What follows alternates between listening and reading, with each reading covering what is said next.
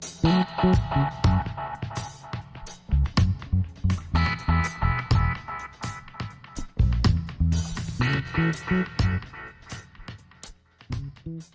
right, folks, welcome to Nino's Corner.tv. This is going to make FluffTube. I read you I told you about the rules and regulations that we have to do for FluffTube. Keep the punches high, no punches below the belt. In case of a knockdown, run to the neutral corner, no standing 8 count. Told them the whole thing. Folks, this is going to be a good one. This is basically what I like to say the beginning, where it all began after World War II, the 50s, the 60s revolution, free love, drugs, sex, the Beatles. We're going to cover all of that, the music industry, the Doors, Jim Morrison, and how it all led into, what did you say, a giant, I guess it's always been a giant psyop into leading into today, and how it engineered us into what engineering programming society for decades to lead us to where we are right now, breaking up the family, the whole thing. Everyone, I'm introducing Mike Williams, correct? Mike Williams? That's correct, David. Man, so you have a very popular channel called Sage of Quay on Rumble, correct? Well, it's YouTube, Rumble, BitChutes. I've got. Wow, you're on platforms. YouTube? I didn't know you were on YouTube. Yeah, YouTube. Yep. Well, folks, show him some love. Go to his channel, Sage of Quay. Man, I'm really excited about this because I'm intrigued by this. I want to start off with, I guess, could we, I know about like certain projects like Project Paperclip and things of that nature. Where can we start with this? How do we take people down the road of how society has been engineered and basically groomed through this whole time to be where we're at right now, breaking up the family, free love, free sex, drugs, alcohol, the whole thing, ruin America? I mean, that was the objective, correct? Yeah, that's the objective. So I guess we could go back to the early 1900s, David, right when we had the Industrial Revolution. And what folks have to understand is there is a controlling network, a controlling apparatus that runs the show. So folks who believe that the president runs the country or a prime minister runs the country, those are just figureheads in front of the curtain. So like in The Wizard of Oz, you got to pierce the veil, look behind the curtain to see the great Oz. And going back to World War I, first of all of the wars that are created by the controllers to benefit the controllers. This is something else that we have to understand. So our entire reality, everything, just about everything that we interact with, from the standpoint of touch points and going shopping, buying a car, buying a house, buying land, going to work, that is all controlled by them. This is their reality. They have put it in place. And we operate within it. Like many people don't understand that, as an example, when you buy property, you never actually own the property. Right. You rent it. Take a look at the contract that you signed. That's why there's property taxes. Property taxes is a perpetual lien against the property that many people believe that they own. So as an example, if you have a house on your property and you pay your house off, try not paying your property taxes. Exactly. In most states, not only will they look to take the property, but they're going to also attempt to take your house and sell it. So I'm just pointing that out to try to put a frame around what we're talking about here. So back in the early 1900s, there was a gentleman by the name of Aleister Crowley. The Satan worshiper, correct? Yeah, Aleister was an occultist, a black magician, and he also is the founder of the religion Thelema. And as Crowley went about his ways, he was also a British agent working with the British military and intelligence during World War I. As an occultist, he was held in very high esteem by those that are in power. Without getting into a lot of great detail here, because we can do an entire show on what Crowley was all about. Do you think we could dive deeper on Nino's Corner.tv so we could do so we don't have to be so censored at some point? Yeah. I'm going to we won't get censored on this. This is going to be kind of like a broad brush stroke over everything. Broad brush, right. I would like to go into like segments on Nino's Corner if you're open to it. on Sure. ninoscorner.tv and really dive deep into this and make it a series. Yeah, we could do that. Okay. So what Crowley did, and the reason why I'm just setting it up, is he had an ideology, he had a philosophy that goes back to the Egyptian mysteries. And what we have to understand is all of this control mechanism, the people that are within it, especially the higher up the chain you go, they're occultists. The world is run by occultists. So Crowley had to find a new age, what he called the Eon of Horus, and what many people are referring to today as the Age of Aquarius. Prior to the Age of Aquarius was the Age of Pisces. And Crowley defined that as the Age of Osiris. Now, in his teachings and his philosophy, he put forth a premise that the old age is ending. The Age of Pisces is ending, what roughly equates to his Age of Osiris, and a new age is coming about. It's the Age of Horus. It's the Eon of Horus, the Age of Aquarius. Now, because they're occultists, there's a process of alchemy in order to bring about transformation. That alchemical process says that when you move from one point, point A to point B, in this case, from one age or one eon, the Eon of Horus or the Age of Pisces to the Eon of, the Eon of Osiris to the Eon of Horus, or the Age of Pisces to the Age of Aquarius, it's not just a matter of just moving there. You have got to break down and remove everything from the previous age. Mm. You can't have any remnants of the old if you're going to bring in the new. So what we're going through and what we have been going through, especially, I put the stake in the ground since 1960, but it was going on before 1960. But 1960 is when they started putting the pedal to the metal. So what they're doing is they're systematically breaking down the old structures, the traditional values, as an example, family values, going after, quote, institutionalized religions, in particular Christianity, because it was the most dominant. And so they're breaking it all down, and they invert. They take, as an example, they'll take a lot of Christian symbolism and the peace sign. Yes, and they will invert it. That's the inverted cross broken, correct? Inverted cross, exactly. Even today, but the rainbow is flipped. It's inverted. That's all I'm going to say. That's correct. You're right. Because the rainbow represents the chakras within the human body. There's 7 primary energy centers within the body. And the top is purple. Red is the base chakra, but it's flipped. Right? If your crown chakra, purple, is enlightenment, it's awakening, and it's turned upside down. Okay, so wow.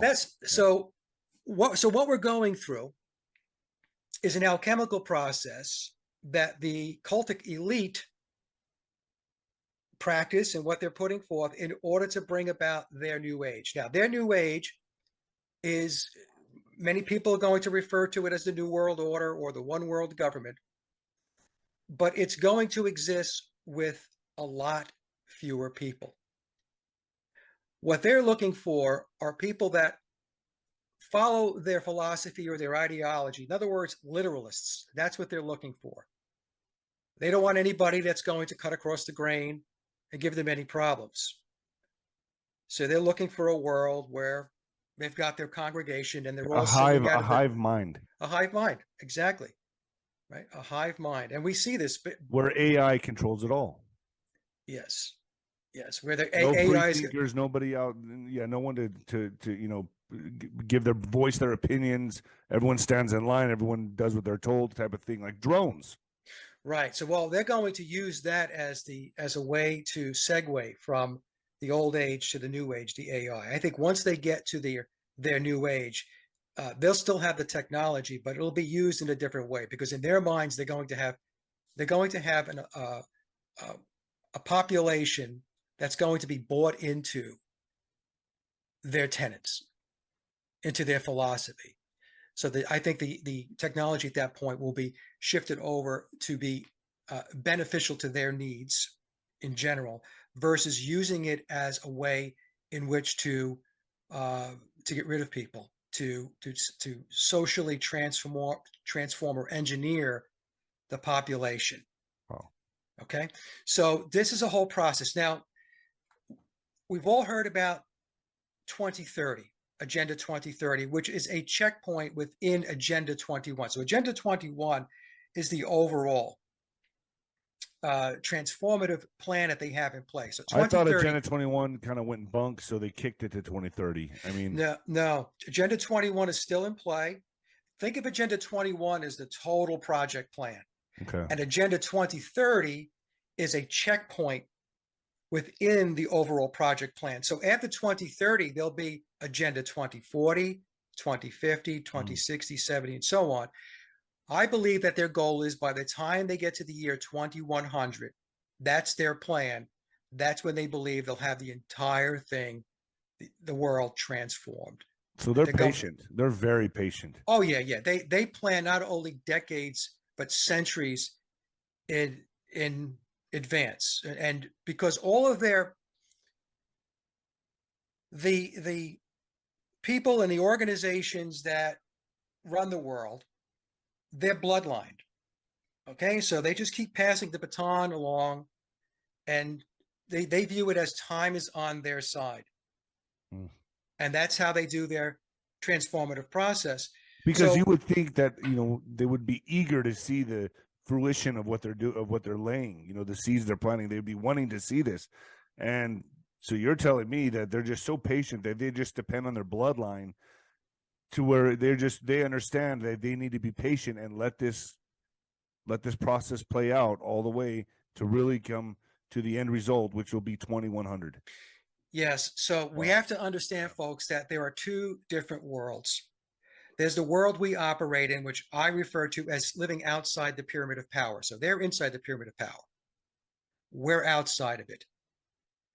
Their world is inside. And the two worlds are completely different. They get different education. It's just a whole different way of life and perspective about what life and living is all about. In their minds, they are the ultimate controllers. It's them. So what do you say to people that are Christians that are watching, my audience that's watching right now, these people that are inside the pyramid, as you say, do they know the absolute truth of existence? Do they understand how the matrix works? Or is it really a battle of good and evil? It's a battle. It is a battle of good and evil. It's a spiritual battle. So they don't really contain the truth then. It's not like they're keeping the truth within themselves and not sharing it because that's how they control the power. This really is an evil versus good dynamic here, right? That's what's going on here. It's both, David. So okay. They know the truth about existence, reality. Okay, they go back to the ancient mysteries. So in the case of Aleister Crowley, he goes back to the Egyptian mysteries, but it also goes back to Babylon. It goes back to the Greek and the Romans, all of that. So they have all of this stuff understood. That's what I'm saying. Their world is very different. They tell us that the mysteries and the gods of mythology are all comic book types of stuff. Don't pay any attention to that. Those gods never really existed. That's something you go to a movie to go watch. You go watch Thor, as an example. Right. I never discounted mythology because mythology, through history, going back to the ancients, this was a way that they were able to express the true structure of reality. See, the controllers want to put everything into the five senses. If you can't see it, feel it, it doesn't exist. And that's absolutely not true. So what they do is they keep information and truth from us. They know the truth. I'm not saying that, that they're using it for good. They're just keeping it from us so that we don't get any smarter and we don't have any leverage in order to really be able to fight back the way we need to fight back, even though we're making a lot of progress. I'll say that. A lot of people are becoming at least aware, and there are those people who are becoming It's almost like awake. me being an alcoholic is being aware of it, understanding like that's a problem, and then you can fix it. But you got to be aware of it first. Yes, you have to be aware of it first. You have to have that awareness. And from there, that's the first step on the ladder. And then you climb up the ladder and you get further and further down the road, you gain more and more knowledge, more and more wisdom, and you start to figure this whole thing out. So that's what they do. They keep information from us. And because they're occultists and because they go back to the ancient mysteries, they're also knee deep into magic and ritual. See, that's the other thing. A lot of folks don't believe that that stuff is real. They think that's where you lose a lot of people right there. yeah. They think it's just Harry Potter stuff. But they practice ritual and occultism every single day. Every day. I've heard even before they put an album out, before they make a movie, they put a spell on that. Yes. This was and something that right there, people just look at that and they go, "Oh, I'm turning this off." No, this is real. No, I mean, look, when you try to explain to people about ritual sacrifice, they don't think that's real. If you try to talk to them about the trafficking, they don't think that's real. See, the problem is people, they disconnect from it. They go into denial. And many times it's because of the conditioning, because you've been told your entire life that stuff doesn't really exist. Or you do know it exists, but you have cognitive dissonance. You just don't want to deal with it. It's just an overload. It's an overload on your psyche, and you just turn it off. It could become extremely overwhelming, and then people just get on with their lives. One of the tricks of the trade that the controllers do, part of their whole occultism and their ritual and their magic and all that stuff, is to keep you busy. It's to keep you busy with inane stuff. It's to keep you distracted. It's to keep you in front of your television set. It's to keep you engaged with music. It's to keep you worshiping the lesser gods. So the lesser gods, bread and circus. Bread and circus, right? So that's why athletes are paid so much money, because they are the chesters. Or the jesters. Is it jesters or chesters? The jesters, yes. Yeah, the jesters, yeah. So, but what happens is people worship the athletes. People worship the politicians. People worship the Silicon Valley icons, the so-called icons. They worship their entertainers, their celebrities. They worship all of these people. So when you worship folks, what you're doing is you are disempowering yourself, because you are giving up your authority. Can I just say something here? I think now it's gotten even worse in the last 5 years with Instagram, TikTok, Facebook, because now people are into self-worship. Everyone thinks they are a celebrity. It started with the reality shows, and now everyone thinks they have their own reality show on their Instagram channel or on their Facebook or on their TikTok. Everyone thinks they're famous, man. The narcissism is off the charts. Yeah, they're narcissists. It's a narcissistic society. That's what the controllers have created. So social media was created by the controllers. Everything that you interact with was put in place by them.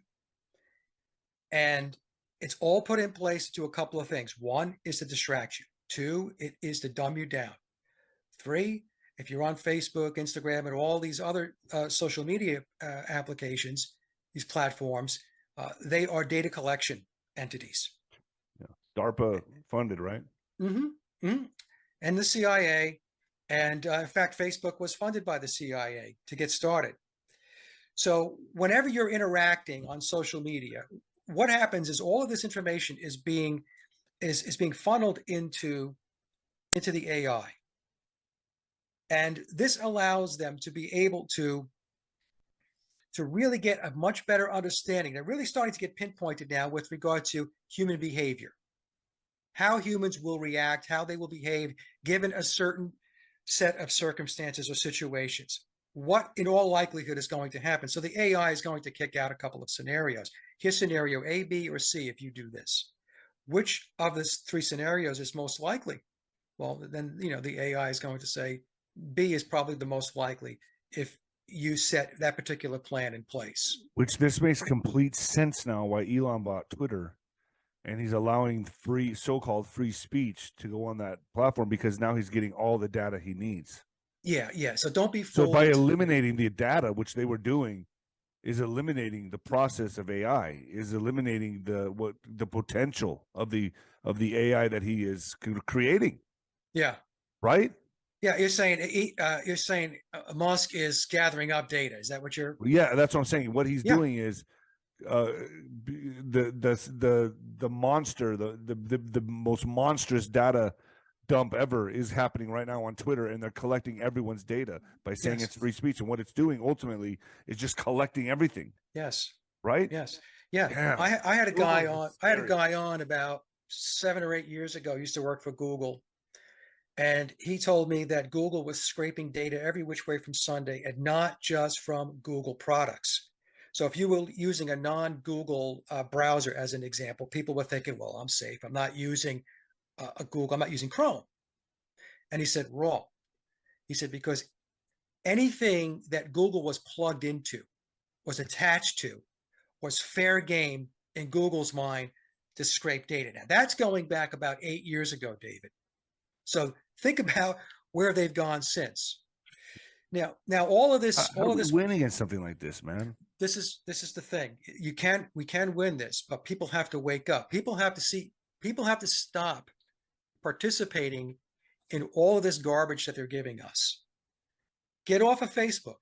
Get off of all of these platforms. Now, I'm not saying, if every once in a while you're going to connect to a family member or something like that, although you could still give your family member a call, or if they live close enough, you could drive by and actually talk to them face to face. That is a novel idea, right? Yeah.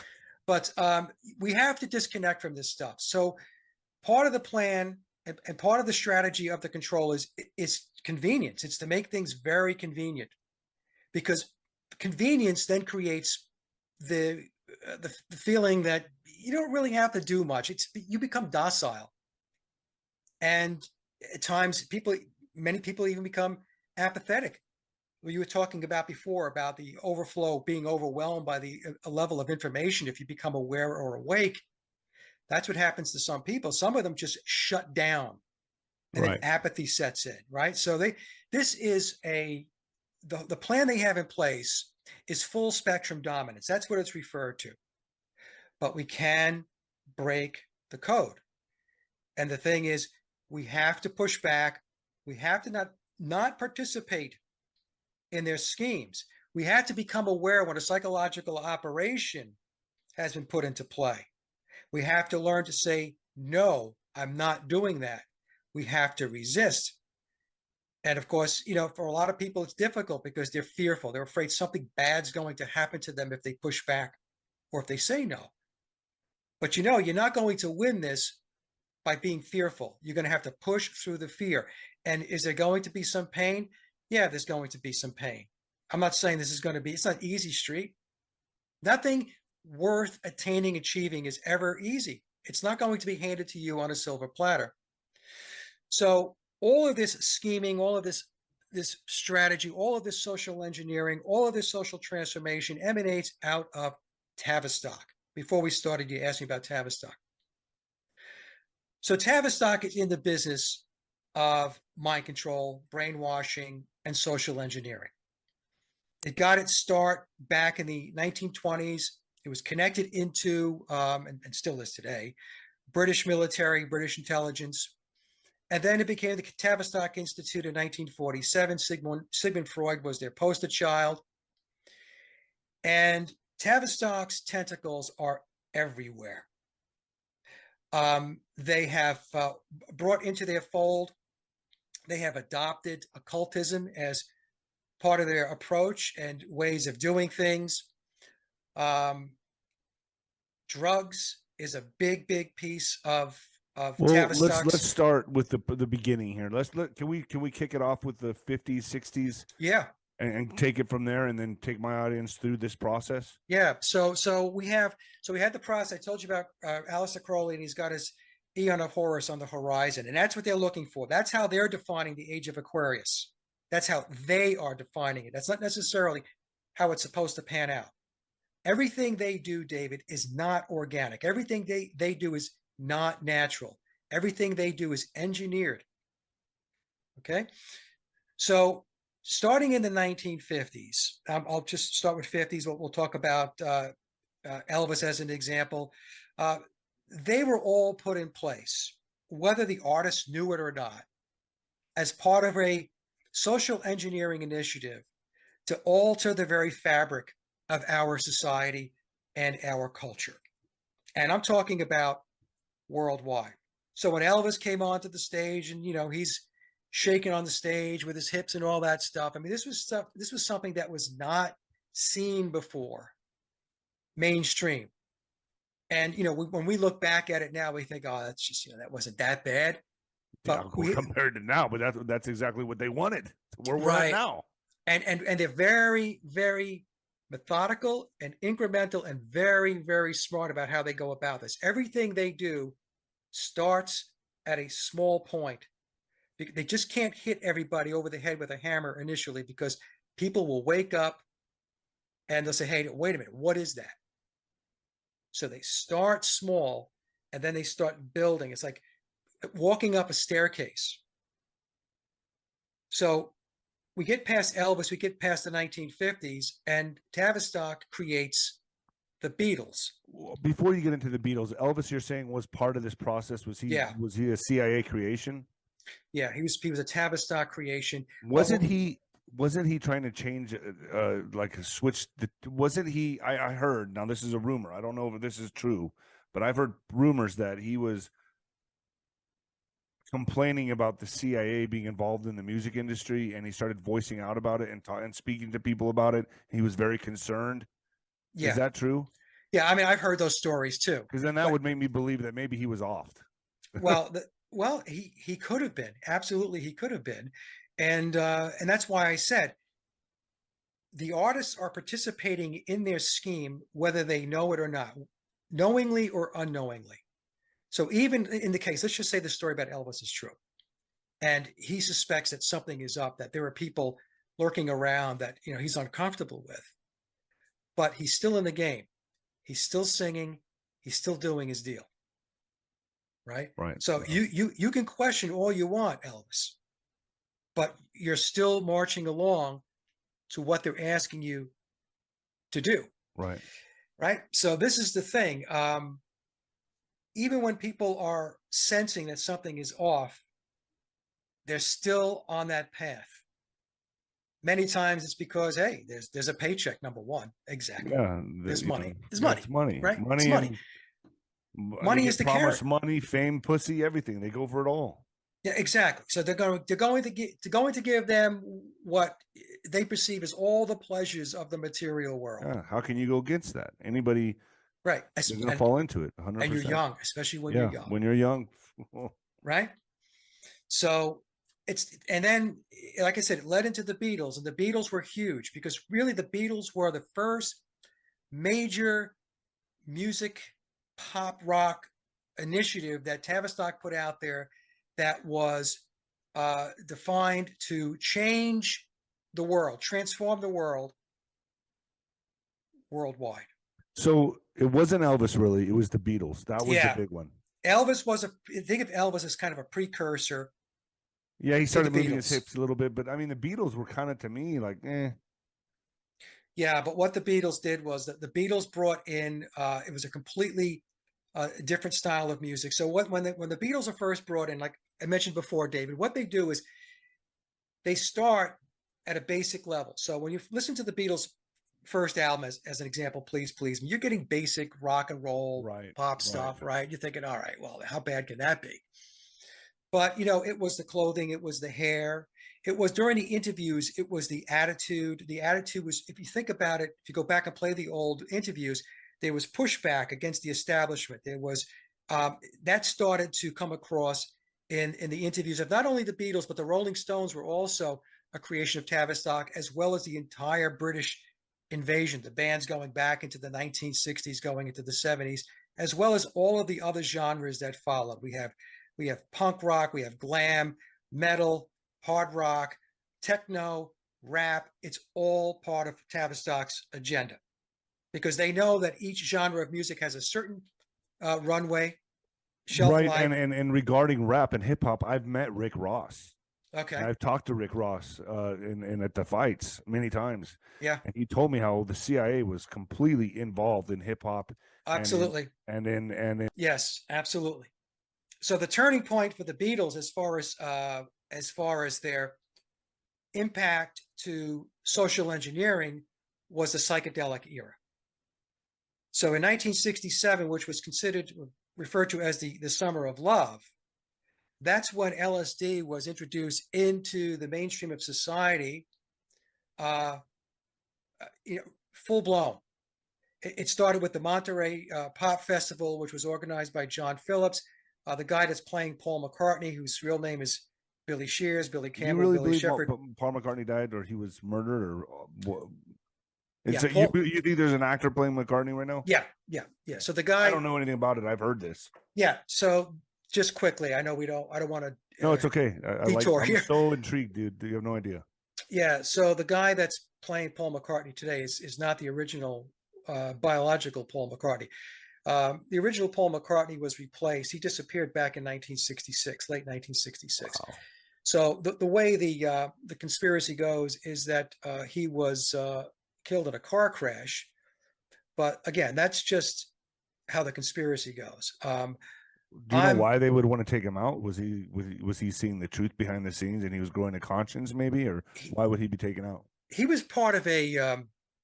I'll give you based upon my research. There are going to be people who have different opinions on this thing, but based upon my research, the Beatles were a very occulted entity, and I'm not talking about the individuals themselves, but I'm talking about the controlling apparatus all around the Beatles. It's knee deep in Crowleyism. It's knee deep in occultism. So biological Paul McCartney, in all likelihood, was part of a ritual sacrifice. Wow.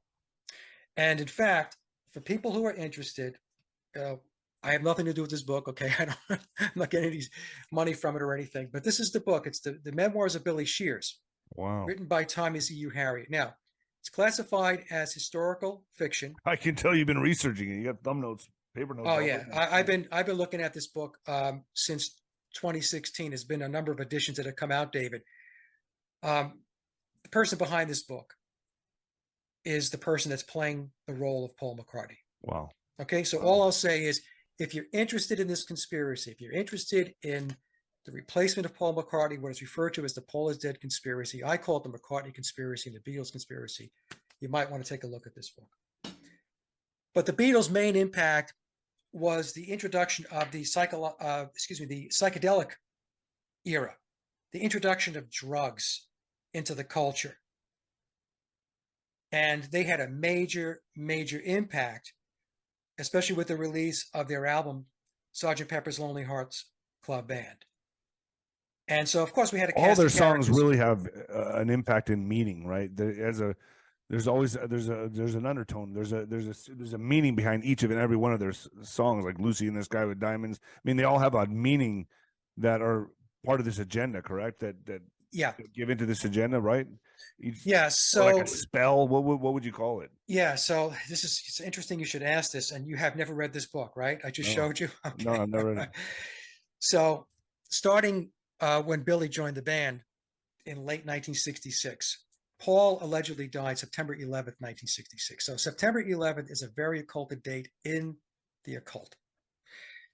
So when Billy took over the band, all of the songs during his period as a Beatle from 67 through 1970 had to do with the death of Paul McCartney.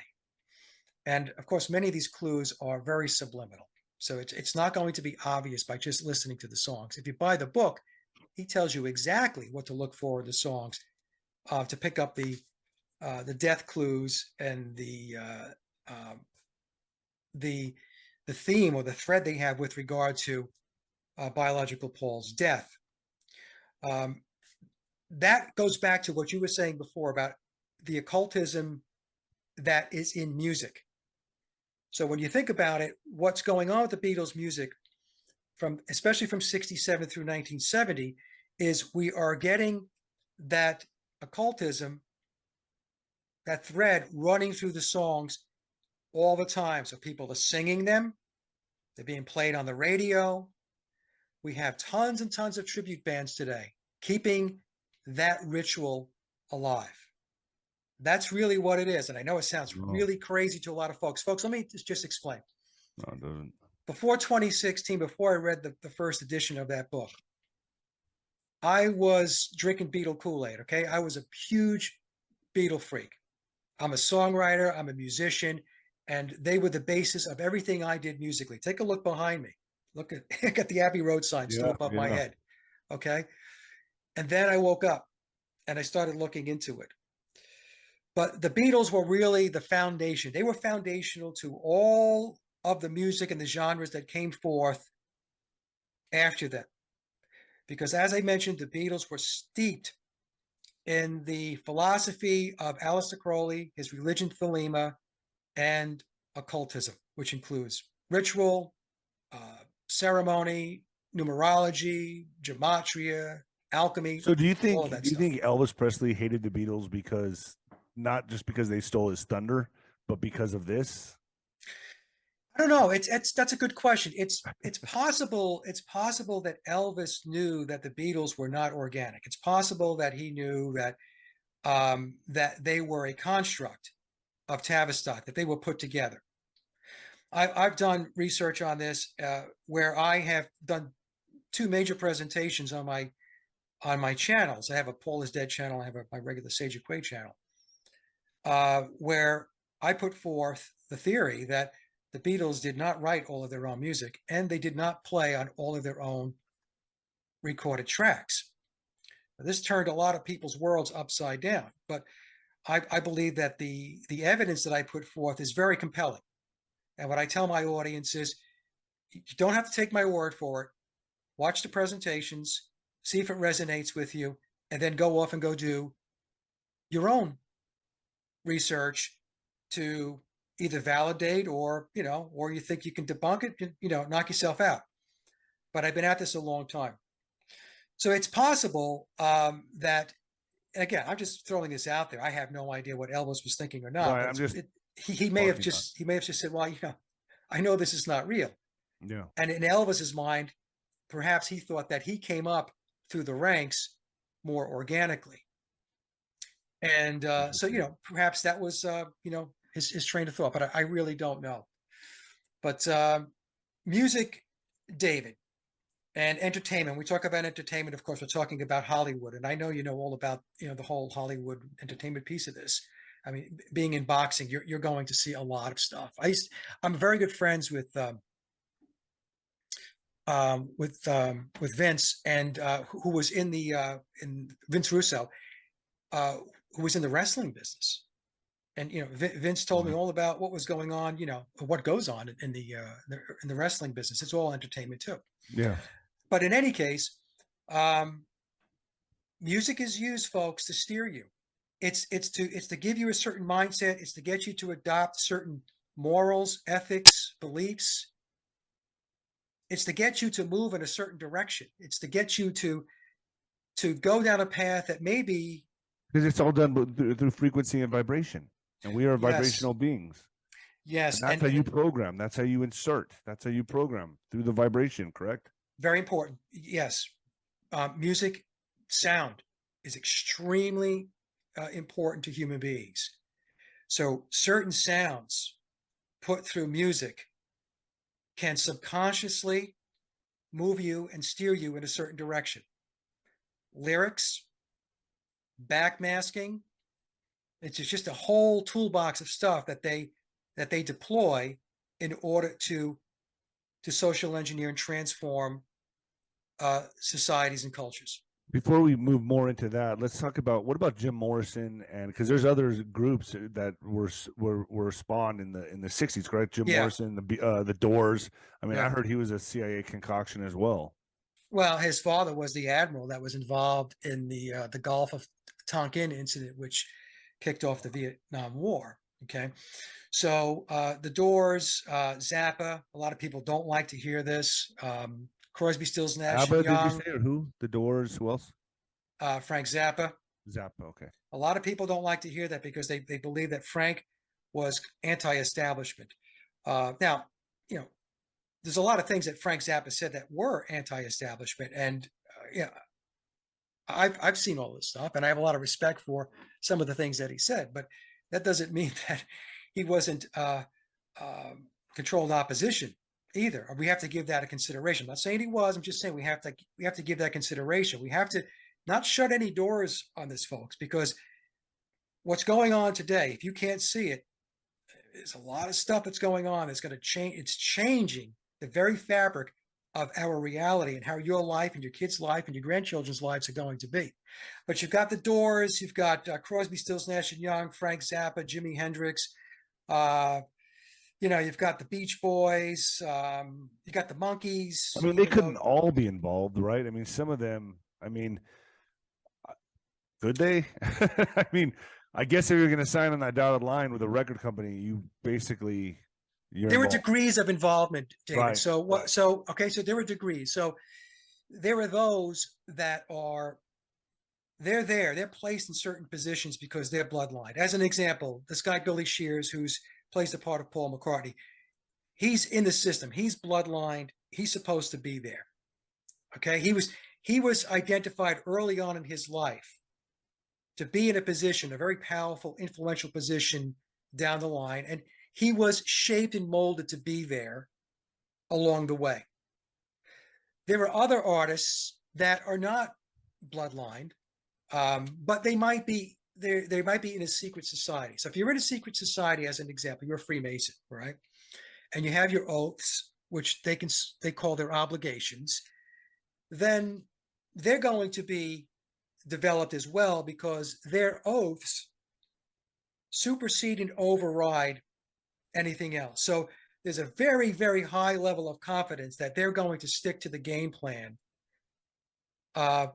given the positions that they're given, whether it be in bands, whether it be in entertainment, celebrities, actors, and stuff like that.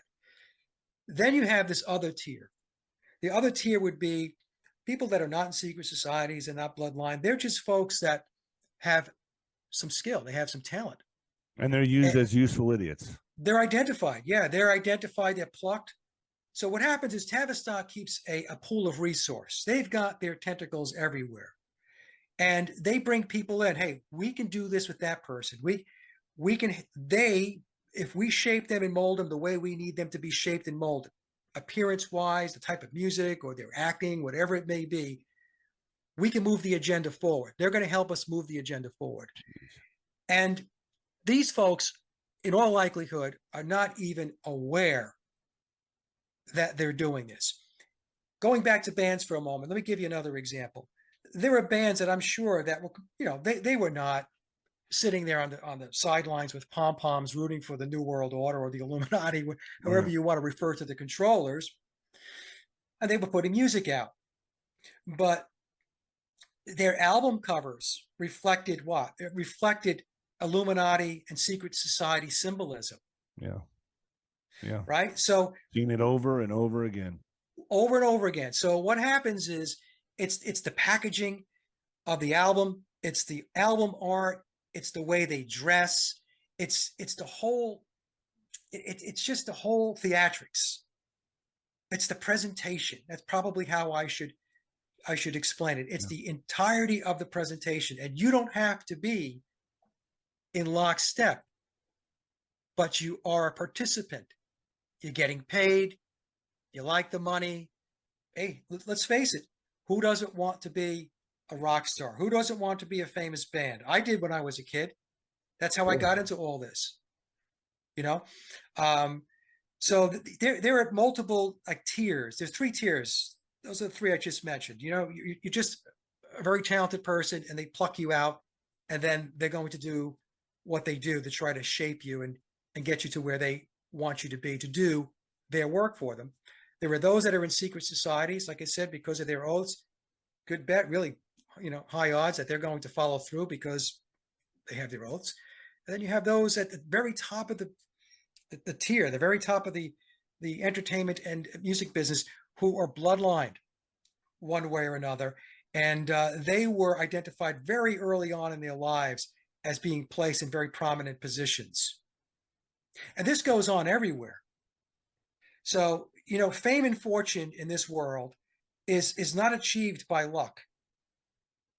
There is a machine behind it all. And this is what I try to explain to people about the Beatles too. You don't achieve that type or that level of prominence, fame, and fortune if you don't have a major league machine behind you pushing you along to fulfill the agenda. It just doesn't happen, David. I know you know this. Yeah. But a lot of people don't know this. There's a lot of people that they buy into these stories, the stories that you're given about how these bands started and how these celebrities got started and everything else. Most of those stories are nonsense. You know, they're highly fictional and fabricated. You see the actors today, actors, musicians selling out to Biden. They're saying, okay, hey, look, my daughter, my son is identifies as this, that, and then or whatever. And I think that's them, that's them giving in the industry. I really believe that. Because they have to, Right. because they sign on a dotted line. Now, we talked earlier before the show started. So if they bring you in, they dangle carrots all the time. So everything that you do, if you want to be famous, has got to be done because you consented to do it. They're not going to force you, but they will incent you. Free will, correct? It's free will. You can be pressured, and if you Yes. fold, that's still your fault. Right, because they'll dangle the carrot and they'll say, "Hey, look at all this money we've got for you if you take the next step on the ladder." But it's your free will that can say yes or no. So if you say no, then it's no. Then you don't get, the money that they're dangling in front of you or whatever else they're promising that you'll have if you take it. But then if you take it, then there are obligations. You're essentially contractually obligated to do what they tell you to do. Otherwise, you're in breach of whatever it is you signed. And look at the corrosion of the music industry. I mean, look at it where it's Right. where it's at right now. I mean, I really thought like in the 90s that was like, wow, this is the most twisted decade there is. I remember living through the 90s thinking it can't. It's I know it's going to get worse. I don't see how it's going to get worse. We had, gangster rap come in talking about Yeah. killing police and shit like that. I'm like, how does it get any worse than that? Wow, I was wrong. Look at now. I mean, look what you have now. I mean, this was a process. This was a Yes. process to bring us to Yeah. the culmination of where we're at right now of degenerate, deviant behavior that anything goes. And if you are a conservative, white, Christian, whatever, male especially, you are deemed the demon, the epitome of a demon. They look down upon you. And this is all, I really saw it kick off hard, really hard, was with the NWA. Yeah. And the gangster rap, and then go into the, you had the hair bands, and then that ended with an abrupt boom, Nirvana, the '90s kickoff of the grunge scene, and gangster rap, and then it went into MTV Raps, and then now look where we're at. Right. Just think of the names of the genres, David. Grunge, punk, glam. Right. David Bowie was introduced because David Bowie was the beginning of testing the waters for androgyny. Yeah, I agree with that. Right, glam bands. Or Queen. I mean, Queen. And too. Queen. Yeah. Right. Elton John. I mean, Elton was like the Liberace of rock. Right. Yeah. Him and right. Freddie. Right. Freddie Mercury. And then you had the glam bands, and that was the introduction. Men dressing up as women. Oh, you mean the hair? Poison. Boom. There you go. You're right. Okay. So a lot of people would say like, yeah, that's just the natural process of music. You're saying absolutely not. No, that's not natural at all. I mean, why is it natural that a man would go dress up and look like a woman with big hair and makeup and go out and play guitar? Right. All of these genres are created. It's a strategy that emanates out of Tavistock. Tavistock rolls in under the Committee of 300. Okay, so the Committee of 300 are 300 people. They call themselves the Olympians. Okay, that's how much they think of themselves. Okay, right. Read this book by John Coleman, The Committee of 300. This is the third edition. I think there's 5 editions out. The fourth and fifth are difficult to get, and if you do find them, they're expensive. He lays it all out. Coleman was an insider, used to be with British intelligence. He lays it all out. If you want to learn about Tavistock, David Esterlin's book is a good book. I don't agree with everything that David has in the book, but 95% of what he has in here is rock solid. So I just want to let people know that, when I talk about this stuff, I'm just not, pulling it out of my butt. Can we go into more detail on ninoscorner.tv? Can we do a series on this? I would love to dive deep. I'd like to get your thoughts on Michael Jackson. The whole thing, man. You seem to be an expert in this field, so. Well, actually, I mean, my expertise is actually with the Beatles. I mean, I could talk to a lot of these other artists and stuff like that, but I have another colleague who can talk to a lot of this stuff. That's Mark Devlin. Oh, So okay. you can have me, or you can have Can I Mark, get you on together? or Mark and I, yeah, on together. And we could I would talk about this love to stuff. dive deep into this, man. I mean, I think Mark has written 3 books on the music industry. Do you know? So let's just do a little pivot real quick because Yeah, I know we're coming to a close here. The movie industry, okay, yeah, that's just as powerful, if not more powerful, oh correct? yeah, Because they use visualization and they use what you hear, what you know, see and hear becomes a reality to you. Just as important as the music industry. So I guess it all kicked off at about the same time, correct? yeah, yeah. So Hollywood started getting into high gear with the Eon of Horus as well. So when I talk about the Eon of Horus again, folks, again, what I'm talking about is the transformation we're currently going through. We're seeing the destruction of the old, and that's why we're seeing all of this decadence. And they're taking us into a different. This is their plan to take us into a different age, an age where it's all about it's pagan based. Okay. Now I'm not. I don't associate with any particular religion. I'm just telling you that's where it's going. Okay, it's pagan based. Now, it's you can call it Luciferianism. You can call it Thelema, which is Crowley's religion. You could talk about it as the cult of Dionysus, the cult of Pan. Pick one. That's what it's all about. But yeah, so Hollywood, you know, same thing. I mean, they were moving at the same rate and pace as the music industry. Now, I'm also a retired master hypnotherapist, Wow. and so I retired back last year after 12 years of private practice. Now, the reason why TV is Interesting. extremely impactful, and I've actually done presentations on this, David, is because TV is giving you visuals, and the subconscious mind loves imagery. So when you're watching television and then you've got the actor speaking or you've got some kind of narration going on, that's essentially the the um, the post hypnotic suggestions. That's essentially the hypnotist narrating for you what's going on, what it is you're watching. There's no doubt that anybody who's watching this right now has seen a significant increase in the controller's agenda item. You watch just about anything on Netflix these days. It's all that. It's all there. Those elements are all there. And that's to get you to accept it. That's because you're watching it. And then what they do is they package it. Again, like I said before, it's about presentation as something it's good. It's, you know, A rainbow. it's nothing, it's not anything to be concerned about. Don't be alarmed. It's just a different lifestyle. And, you know, and I piss a lot of people off when I say what I'm going to say. Be They're careful. going 'Cause I against, want this. It's going so good for YouTube. I'm just going to say that it's cutting across the grain. It's cutting across the Yeah, natural order. right. That's all I'll say. Okay. Yeah. Now, I'll leave it there. And let me just tell you something. I'm very compassionate. I have a lot of empathy for every human being. But what we're seeing today, this is an agenda. This is not about helping these groups. These groups are being used. They're being leveraged to push an agenda forward, because at the end of the day, when I mentioned earlier about what they're looking for by the time they get to the year 2100 is their new order with a lot less people. They're not going to care what your orientation is. Yeah.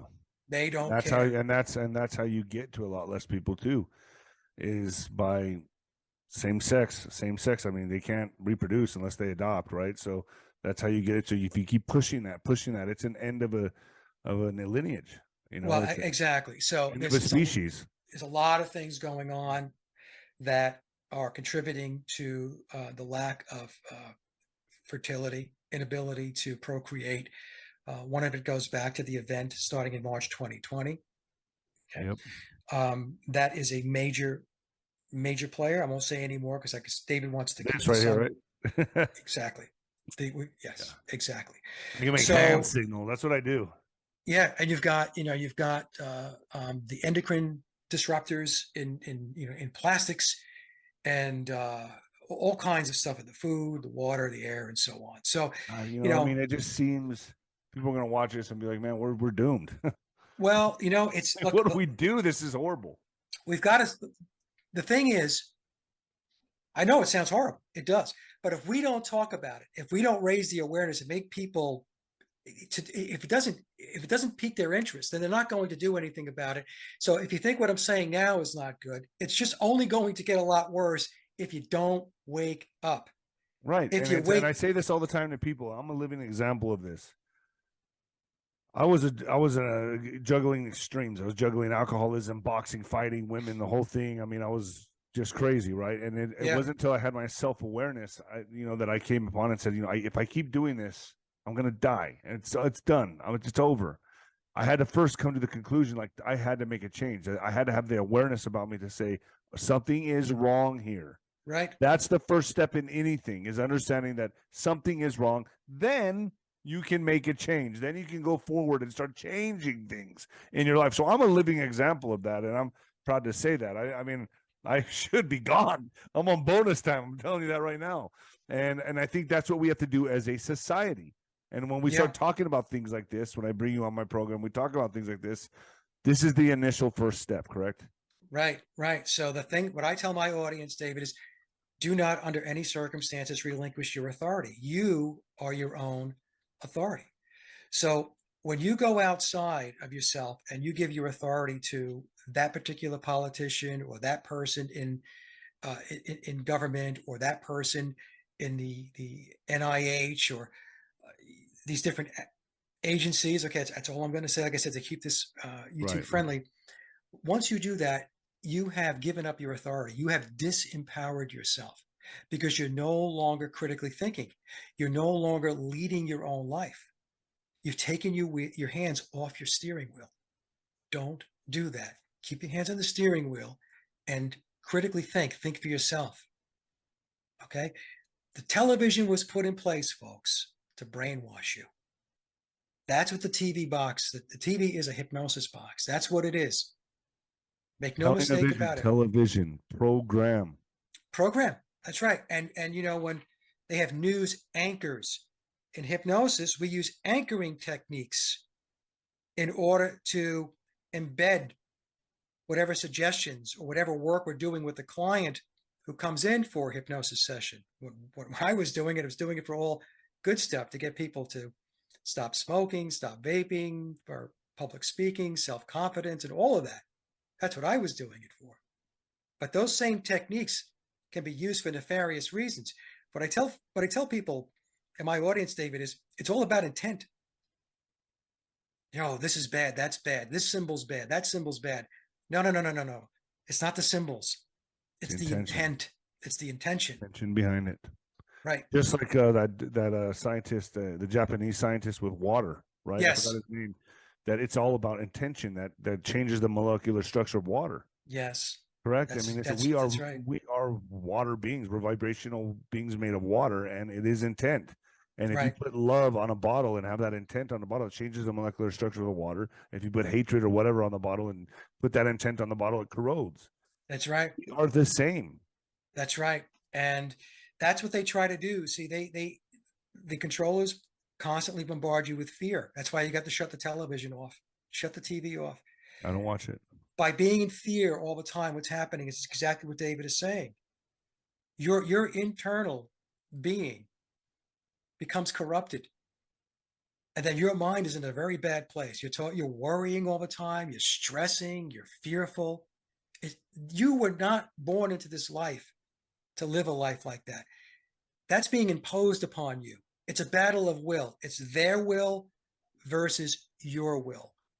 But Mike, I mean, to fight this fight against this power it be, we have to. I'm in high adrenaline all day long, doing these programs, putting the word out there, getting the truth out there. I even when I was boxing, I was terrified every day. I mean, I was going into the ring, fighting the best guys in the gym, sparring with the top 10 heavyweights of the world, and all the time I was always in a state of fear. And I am now with these programs that I'm putting out. I'm like, and I have this adrenaline going. So it is a kind of like a state of fear, but I feel like I have to be in that state to continue this fight. I can't ignore it. I can't sit back and do nothing. So what do you have to say about that? Like, I have to be immersed in this to fight this fight and get the word out there. But so what do you say about that? I mean, what do I do? Just not do it and just listen to happy music all the time? No, no, yeah, no, What do no. I do? What I'm saying is that you have to push through the fear. There's always going to be a bit of fear. What I would love for people to do is see, look, when I speak or when David speaks, a lot of people look at it and they take it as entertainment. I call it conspiratainment. They listen to it, and then as soon as the show is off, they're out doing stuff that, that contributes Right. to the enablement of the agenda, right? Now, let's just face it, folks, right? Be honest with yourself. This is what goes on. So what we really need to do is more voices, more websites, more blogs, more podcasts, more research.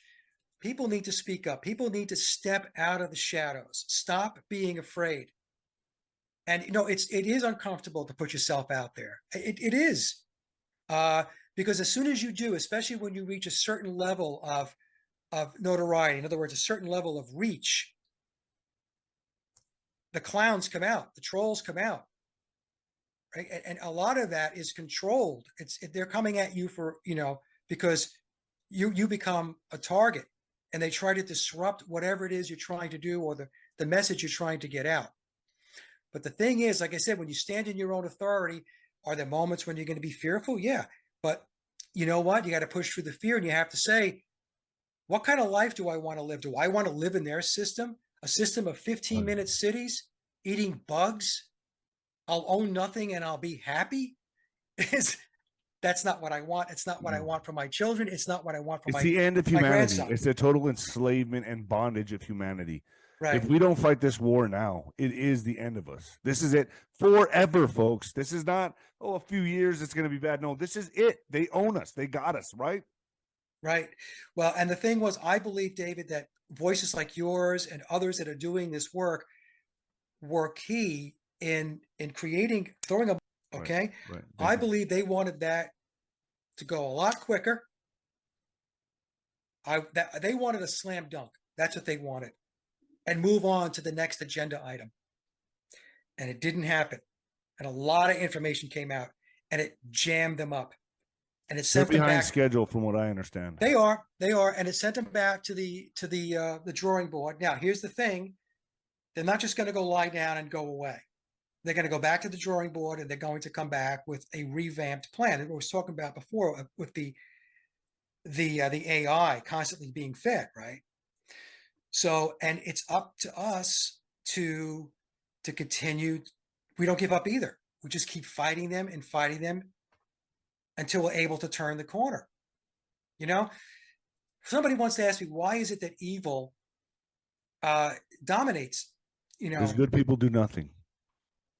It's because, yeah, right. Good people. And the thing is, evil knows no boundaries, whereas good does. There is a certain boundary where you and I would say, we're not going to do that. Evil doesn't think that way. Evil's like, I don't have boundaries. I mean, every time I got in the ring and I had to justify ripping someone's head off, I was just like, this is for the greater good. It's greater good. Yeah. I don't know. You got to think like a wolf. I don't know. Yeah. I mean, so I do. I mean, your record was quite impressive, by the way. I took a look at how many. Yeah. You I was have 36-0 at my peak. I was 36-0, 34 knockouts, 24 in the first, 25 in the first round. And that's a record, right? How many? The 25 in the first round? Yeah. Nobody's ever done Nobody's that. beat that. That's Nobody's beat that. I don't know how I did that. I was just relentless. I don't know. I just had great power and speed in both hands. I followed boxing going way back with Ali, Frazier, Kenny Norton, George Foreman. Oh, I love all of them. Mike Quarry. Remember Mike Quarry? Yeah, man. Yeah, absolutely, man. Yeah. Wow. Yeah. So, yeah. So, I knew of you. Then I took a closer look, and yeah, quite impressive. Thank you. I really appreciate that. I miss it. I mean, I look at my belts every day, and I think to myself, where did that guy go? Oh, you know what? That's a phase of your life, David. You did it. Yeah. You were successful, and then life changes. Different opportunities present themselves, and here you are today, doing. I think about working out and getting in the gym, and I just tired of thinking about it. I just get exhausted even thinking about it. I'm like, man, I can't do that anymore. Yeah. My back hurts, my knees hurt, my legs hurt, my feet hurt, my hands hurt. It's like, it's just time to move on. It's a brief moment in time. But man, I felt like Superman. It was awesome. Yeah. But well, like I said, a different phase of your life now, and the same thing with me. I had different phases of my life, and here I am today, so This is the most important. this is very important. This is stepping out of the matrix. This is stepping out of the virtual reality that they fed everybody and trying to get us back, This get us is all of grounded. that. Everything you went through led to this. Everything Yeah, I went through led to this. And that's here we right. are doing, and here we are broadcasting it to the world. I was in the corporate world for 32 years, David, and people say, well, Mike, did you think that you wasted your time there? No, I didn't waste my time there. It was foundational to what I'm doing today. If I didn't work in the corporate world for 32 years, then I would have no idea about what the corporate world was really about and how it plays into everything that's going on today. Correct. Yeah, exactly. So it's almost like you were a student of it to know so for everything that you're telling me and my audience today, it's a culmination of all that. It was a process of learning. Right. And even though I felt like an abused stepchild in boxing, like with the I mean, in the thick of it with terrible managers, promoters, it's horrible, but it gave me an education that no other person can have. It's an amazing education, and now I'm trying to take my wits and everything that I've learned through my career and help people with shows like this. Yeah. No, it's a good thing that you're doing, and you have a lot of subscribers, right? 250 something thousand subscribers. 266 right now. It's 260. moving Wow. up, but I There mean, you it's because go. I'm staying very careful. I could have more if I was just to go balls out on YouTube, but I have to play it safe, and But I think the main thing is I keep the town hall and the town square, and I am able to funnel people to different directions, to get more information, and that's what I'm trying Right. to do. Well, I do the same I'm thing. playing their game, but I'm beating them at their game. Well, yeah, to a degree, you play their game because they are still the largest video platform available. This is where people go, right? I've been trying to get people to go to my other platforms for years. They Go just to don't go. They just don't go. They sit here in front of YouTube. So what I ended up doing was I would take certain shows and I would edit them and make them YouTube friendly. I would call it the YouTube edition. Yes. And then I would say, hey, if you want the full show, go over here. See the link in the description. And that's what I'm going to do. This is going to get edited. They're going to have to, but it'll be on ninoscorner.tv and later on Rumble. But the edited version will be on YouTube. I'm surprised you have a channel on YouTube. Yeah, I do. But I had a lot of, there was a lot of videos that were taken down. I mean, they were taking videos down. Like last month, they took a video down that was up for 7 or 8 years. Jeez. Yeah, what were you What was asleep that? at the What was that switch? video? Oh, I don't even remember. I was talking about, I think it mentioned, I can't even say it. It mentioned what happened in 2001 in Manhattan. Oh, jeez. Yeah. Can you imagine? I still kind of talk about that openly. So That was 20 something years ago. Yeah. And YouTube yanked it and said that, it violated their community guidelines. Wow. It's hate speech. That's what they call it, hate speech. Yeah. Well, let me get this up on YouTube, and I'm going to put this on ninoscorner.tv and Rumble as well. So all three platforms. Yeah, good. Yeah. Is the full version going to be on Rumble? Is that what you're going to do? I'm going to put the edited version first on YouTube. Yeah. And then I'll put the full version on ninoscorner.tv and Rumble. Later Rumble. Rumble's like a couple weeks down the line. Okay. Okay. All right. Very good. Yeah. I appreciate you, Mike. Let's get on for some more of these. Absolutely, David. Yeah, we could talk about a lot more. This I really is appreciate. Yeah, Beth, thank you for connecting us. Yeah, absolutely. Thanks, Mike. I've heard this conspiracy before. I've heard it about it's not really Paul McCartney. And I ask, why would that be? I don't understand the agenda behind it, but you're going to explain all that to me. I mean, because this can lead to so many other things like Michael Jackson, Prince, Elvis. I mean, it opens the door for everything. It does. It does. The Beatles are foundational. When we talk about the pop culture, pop rock music, David, they are the foundation. There were others before them, but as we just talked about before we got started, Tavistock is designed the Beatles to have a long-term strategy, right? They are, I call them the Pied Pipers of the Eon of Horus. And the Eon of Horus goes back to Aleister Crowley. And if we have time, I can get into that to some degree. Aleister Crowley. Yes. So he's been behind all these movements, correct?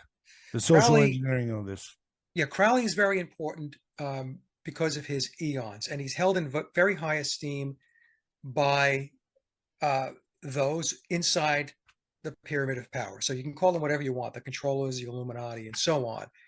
So his religion of Thelema, which is Greek for will, is the predominant spiritual and religious philosophy of those within the pyramid. And that's why we hear, do as thou wilt. Nike's tagline, just do it.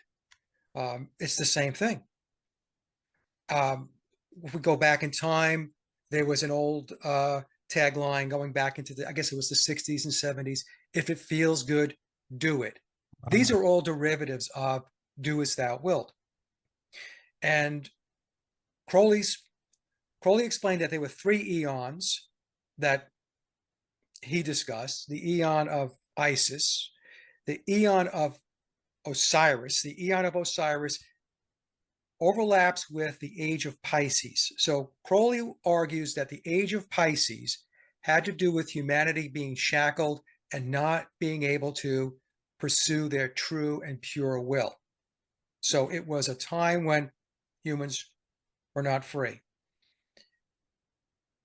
He claimed that the eon of Horus, which is the next eon, which he would equate with the age of Aquarius, which I shouldn't say he, but it overlaps with the age of Aquarius, is a time when all of that shackling goes away. People become unshackled. They're able to pursue their true will. Nobody is going to get in your way or my way or anybody's way of pursuing what our desires are. Our will dictates where we'd like to go. So the eon of Horus is the eon that Crowley said began in the early 1900s, and which I have put a stake in the ground and said that it really went pedal to the metal starting in 1960. I use 1960 as that starting point where it really went full speed. Okay, and that's when we have when you think about it, that's the whole counterculture movement. Jim Morrison, the Doors, right? The whole Laurel Canyon scene, Led Zeppelin, the Beatles, the Rolling Stones. But the Beatles were the big ones, right? That was the first manufactured band. Yes. Really? So what was the Doors manufactured? They were all manufactured. They were all manufactured, and I'll talk a little bit about that, because when I say they're all manufactured, people ask, well, are you saying that they didn't play their own instruments or they didn't write some of their music? And that's not what I'm saying. And with the Beatles, especially between 1962 and 66. Based upon my research, Well, let me ask you. Let me just cut in real quick for a second. Yeah. Let me because I'm kind of misunderstanding something here. Did the Beatles form their own band and then start making it and then got intercepted, or like the Doors, or like were they manufactured from the very beginning to be a group to be used for the CIA from the very get-go, or were they actually a bunch of guys that like wanted to start a band and they started making music and then they got taken and used for the occult or the CIA for nefarious reasons? Right. So if I look at the Beatles, I would argue that the Beatles, especially John Lennon and Paul McCartney, I believe it's very possible that they were in a mind control program early on in life. Maybe they're, 12, 13, 14 years old, and they were being handled and groomed at that point in time. Both Lennon and Paul McCartney, their mothers died very early in their lives. In John Lennon's case, his father just disappeared. And I believe that in Paul McCartney's place, biological Paul McCartney's place, his father had a lot to do with the handling and the grooming that was taking place, that would subsequently position them to be in that pool of resource that Tavistock is constantly scoping out. Now, a lot of folks don't want to hear that because they just want to believe the official Beatles narrative. I call it the Cinderella story, where it was all organic and these 4 guys came out of Liverpool, connected with Brian Epstein, a record store owner who subsequently got them signed to EMI under the tutelage of a George Martin and then went on to unprecedented fame and fortune. Okay. The problem with that story is that that's not how the world works. That's not how the music and entertainment industry works. You don't reach that level of success and notoriety and fame unless you have a machine behind you. 100%. Right? That's just the way it works. Nothing to that magnitude flies under the controller's radar. Nothing. And for folks that want to believe that that statement's not true, I'm telling you, you have to do more research, because that's just simply how it works. So the Beatles, they were doing their little gigs. They weren't a very good band going back, let's just say 1959 going into 1960. In 1960, they had a manager. His name was Alan Williams. Alan Williams, I have deducted, was really their first handler. Before that, Pete Best, who was their drummer, he was organizing their gigs. And then Alan Williams came into the picture. Alan Williams brought the Beatles to Hamburg, Germany in August of 1960. When they got there, it's well documented, they were marginal musicians at best. They weren't very good as far as, you know, the skill level on their instruments, and they weren't songwriters. From August 1960 to December of 1960, you know, they just banged around in Germany. They were playing, you know, 7 hours a night, drinking, doing what young guys do when, right, they were in that environment. They cut loose. And then they went home in December of 1960. It was just a complete, it was just a flop. Nothing panned out for them. And in this book here, The Lennon Prophecy by Joseph Niezgoda, he explains that both John Lennon and Paul McCartney went back home in December of 1960 feeling defeated, not feeling really good about what happened in Germany, because basically nothing happened in Germany. And then if you fast forward, so from August of 1960 to when the Beatles arrive in America on February 7th of 1964, that's only 3.5 years, David. Yeah. So we have to look at the timeline and then what was going on under the hood during that time period. So we have this band who are not very good musicians. They're not songwriters in August of 1960. And then there's this trajectory that takes them to February 7th, 1964, where they land in America with a tour that was referred to as the Beatles Conquering America. So this was really the beginning of the British invasion. So that whole 3.5 year period of time, that stretch of time, there was a lot going on there. And what was going on is the Beatles were being shaped, groomed, and handled to play the role that they ended up playing on behalf of the controllers. And they really upset and dethroned Elvis.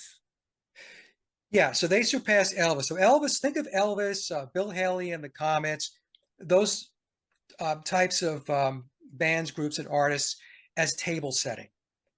So what Tavistock does, so Tavistock rolls it under the Committee of 300. And for those who are interested in learning about the Committee of 300 and Tavistock, this book here, I think I might have showed it on the last interview, by Dr. Coleman, The Committee of 300, A Conspirator's Hierarchy. A very, very important book that I think the first edition was released back in the early 1990s. So 30 years ago, very prophetic, but you get to understand a lot. And in that book, Coleman introduces the fact that Tavistock created the Beatles as a massive social engineering initiative.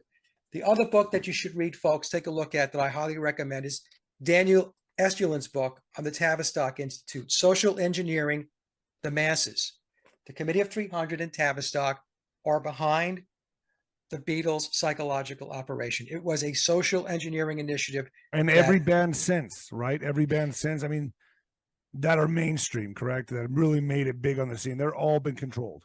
Yeah, they are all in the controlling matrix, David. So the way we should look at this is there are degrees of control. Now, some bands are put out there like the Beatles and the Rolling Stones, because the Rolling Stones are in the same category as the Beatles, were put out there as social engineering initiatives coming out of Tavistock in order to begin the whole social engineering agenda. Now, that social engineering agenda was all about breaking down traditional values, breaking down existing institutionalized religions. And the primary focus was on breaking down Christianity.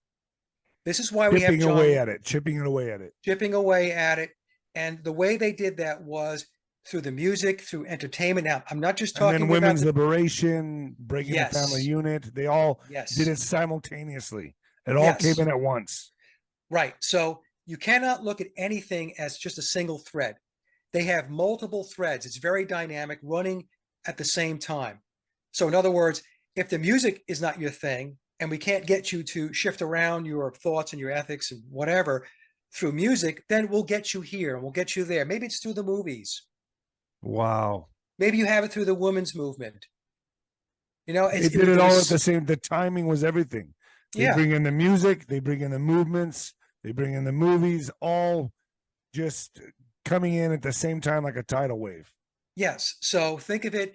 They always start at a very basic level because they have deemed this is a level we need to start at because this is what will be accepted by most of the population. So they introduce things small at first. Look where we're at right now, though. Look how far we've come to this whole LGBT thing movement, demonic presences on TV. The music is just, I'm sorry, but it's just gone completely demonic. It's just the frequency of it is just like this low vibrational tone, and the music itself is demonic. Everything's demonic now. Commercials. It's almost like fentanyl coming through Yes. the border, killing everybody. It's all finally hit this culmination, this climax point now where we're self-destructing. That's what they've kind of led us to this point in time where we're at right now, right? Right. Right. That's it. So think of it as like going upstairs. The first step is Bill Haley and the Comets. Second step might be Elvis. Then the third step, you get to the Beatles. And then you get to the British invasion. And then as you move along, now it's punk. Then it's glam. Then it's heavy metal. Then it's hard rock.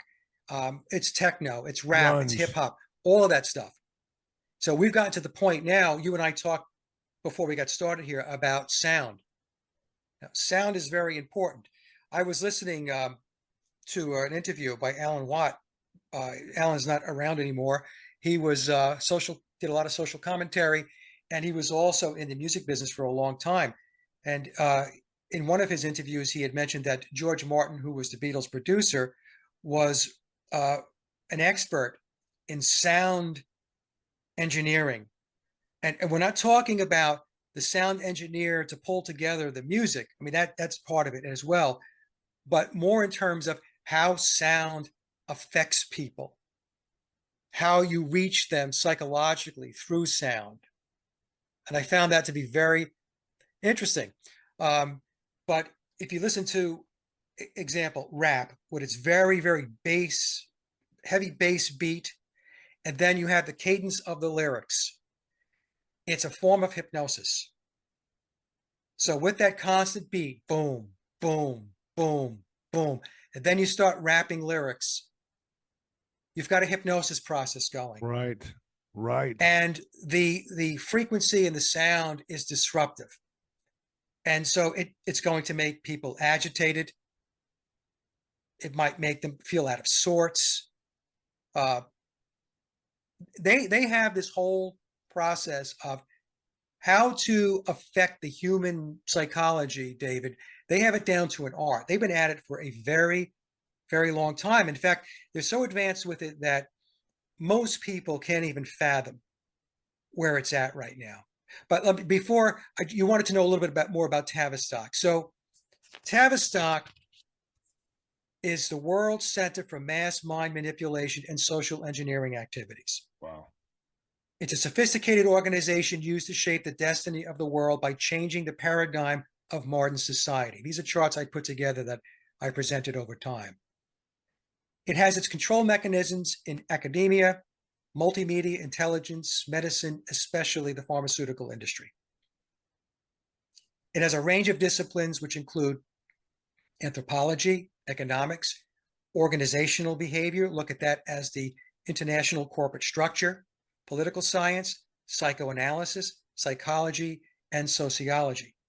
So its roots are everywhere. And again, folks, if you're interested, Daniel's book lays it out. It was written, I think, back in 2008, but you'll learn a lot from this book, a lot. And so everything that goes on in the entertainment industry, which includes music, it's all planned out. There's a strategy behind all of it. I think last time we spoke, I mentioned if you go to Netflix or Amazon Prime and you start watching a movie, all of the agenda items that we are confronted with today, you mentioned a few of them before. I'm going to try to keep this as clean as possible. Climate. I see a lot of it's climate. Yeah, climate and other agendas, right? Right. They are embedded into the themes and the scripts of these. You think you're going to watch a documentary on Netflix? It's all propaganda, man. Yeah, they're pushing all kinds of stuff. So you have to ask yourself, how is that? How is it? I still come across people that think that there is no world order, that there is no internationalist structure. It's absolutely mind-boggling to me. Yeah. If we just go back to the event of March of 2020, that is pretty much, it's still playing out to some degree now. Yeah. If you go back to that, you have to ask yourself, folks, how is it that everybody received the exact same script? How is it that everybody, when I talk about everybody, I'm talking about each country, declared the same states of emergency, the same process applied to everybody worldwide? How can that be? If you don't think that there's an international structure in place.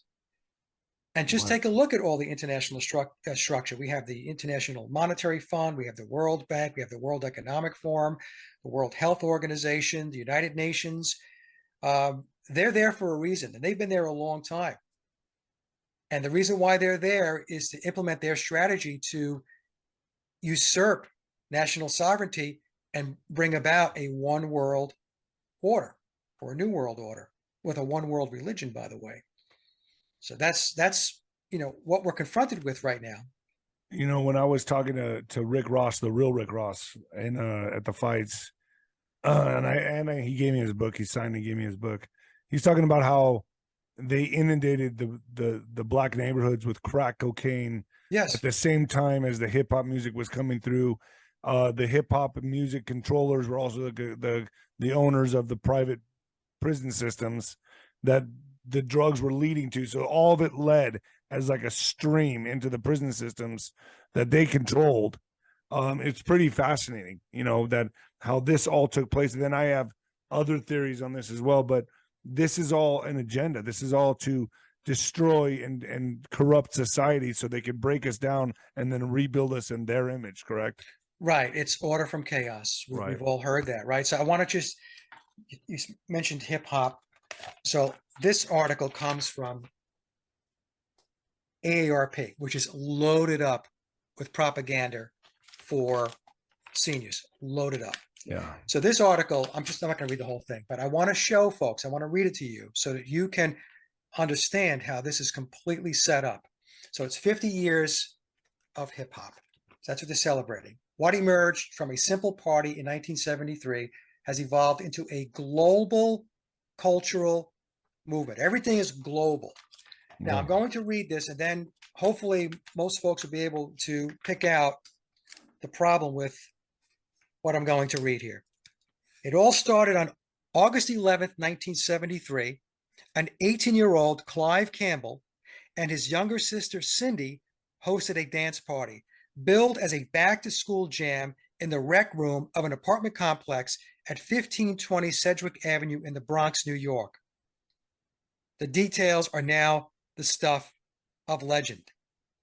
Okay, that's all I'm going to read. Now, you have to ask yourself, how does anybody know that hip-hop began on August 11th, 1973 at a party that a person by the name of Clive Campbell and his sister Cindy throw. Yeah. Impossible to know. It's ridiculous. It's Yeah. it's a ridiculous narrative. So what is it? It's made up. Now, I'm not saying that Clive Campbell and his sister Cindy didn't exist, but it was pulled together to fabricate this official narrative, to Yeah. put together this story. So to be able to pinpoint something like that, you have to understand that is a narrative that's put out by the controllers, because there's just simply no way. And again, so they're saying back in 1973, this little party, this little shindig was thrown, and then 50 years later, it's a worldwide, global cultural movement. That's how it works. So people will read articles like this, and they will read it, and they will believe it. They will take it verbatim. They will embrace it. And you know what that is, folks? This is conditioning. This is propaganda. This is fiction that is sold to you. And this goes on all the time. I'm just using this particular article as an example. And you know, for my audience too, to understand this, even what's so important about music is its vibration, correct, Mike? It's vibration. And that Japanese scientist, I forget his name, that showed that water responds to intent and vibration, that it changes the molecular structure, either good or positive or negatively, is the same with music and intent. So what we're listening to, we are water. We were made, what, 75, 90% water? I'm not sure the exact number, but we change with vibrational intent. So whatever they're pushing through the airwaves is changing our molecular structure, correct? Yes, it absolutely is. And that's the other thing. They want people to believe you're just a sack of, skin and bones. But we are electrical beings, and we respond, positive or negative, to frequency and vibration. Like David just said, I forgot that doctor's name too, for the life of me. But Miko something. I could be wrong, but he did these tests with the water, and he showed how when you put a label on the water that said love, how the water reacted to that, and in a very positive and beautiful way. And then if you took a label and you put hate on it, how it got all distorted and it looked very dysfunctional. But music is the same way. Now, you're going to hear debates in the alternative media and just across the internet about the frequency of music. So going back, I think it was the 1950s, when I say they, I forgot which association it was, but they determined that tuning the note A to 440 hertz was going to be the industry standard now. So A equals 440. So in fact, for those of you who are musicians and for those of you who are not, this is a tuner, guitar tuner that goes on your headstock. So this tuner tunes to 440 hertz across all 6 of your guitar strings or all 4 of your bass strings. So that's the standard today. However, there are those who've done research that will say that 440 is a disruptive frequency. It's not a frequency that is in harmony with the human frequency. And that number is 432 hertz, which means 432 is just slightly more flat, tuning down. So to go from 440 to 432, you just tune down a bit. What they did was, if 432 is the frequency that resonates with humans organically and naturally, what they did was they sharpened it. They tuned it up to 440 to make it ever so slightly different, but still disruptive. So when you think about these types of maneuvers, when did they start doing that again? I believe it was the 1950s. Wow. I have to go back and take a look. It was a while ago that I took a look at it. There was an association, I forgot the name of it. And they got together and they said, well, yeah, we're going to establish that 440 hertz is the standard for tuning. So I mean, I'll play in 440 because everything is tuned to 440. But sometimes what I'll do is I have software that will convert 440 back to 432. Got you. You see? And what I've noticed when you go from 440 to 432, is the music has a warmer feel to it. And that's Interesting. just me. Now, some people will say they can't tell the difference, but there are many people that say that if they listen to the comparison between a 440 hertz song and a 432, that they can clearly tell which is which. You know, that leads me to believe, is it Noah Harari? Is it of the Yeah, World Yuval Economic? Harari. Yuval Harari, sorry, Yuval Harari. He says human beings are completely hackable Yes. and that we should have no free will, that we're completely hackable beings. And if you really think about it, just with music alone, obviously they're hacking us. That's how they're hacking human beings, is by music and what we see on television and the agendas they push through the movements, the music and the propaganda they show on television. They're able to create these groups like BLM, LGBTQ, and push these agendas through as we are in that what is it, a hypnotic trance? Yeah. What are we under that we accept all these agendas? What happens is, well, I'm a retired certified master hypnotherapist, and I was in There you private go. practice for All right. 12 years. So I'm on the So, money. so I know a little bit about this, and I've Wow. actually have done presentations on this topic. So we'll use the TV as an example because that's their biggest tool. It's a hypnosis box. So when you watch television, what happens is there are four basic trance states. You have beta, which is your waking state. Below that is alpha. That's the first level of trance. Below that is theta. And then below that is delta. Delta is sleep. So if you were wondering why one of the variants was called delta, right? What they were doing is they were poking at people. In other words, you have to be asleep to believe this. So Wow. when a variant was called delta, that's what they were saying. Now, so what happens is when you're watching television, you drop into an alpha state. You drop into a light trance state. And what's taking place on the television, let's just say you're watching cable news. If you've ever noticed, what they do is they will play a loop, a video loop over and over and over again of some event or some tragedy or however they classify it. Now, the reason why they're playing loops over and over again is because the subconscious / unconscious mind loves imagery, loves it. So as you go into that light trance state and you're focused on that television and they're playing that loop, you're taking it in and they're playing it over and over and over again.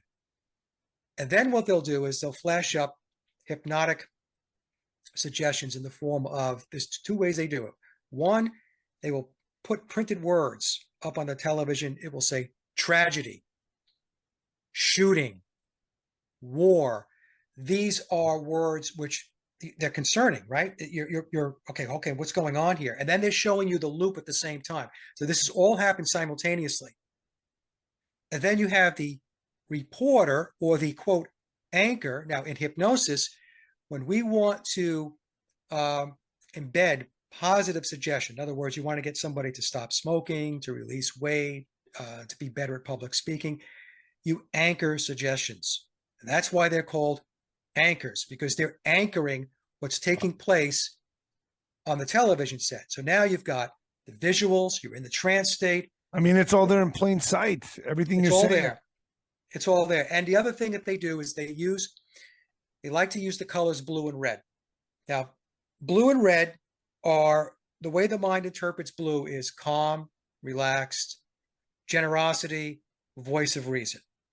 Red, on the other hand, the mind automatically, it's just embedded in us to look at the color red and think about fear, concern, beware, be on guard, be watchful, be prudent.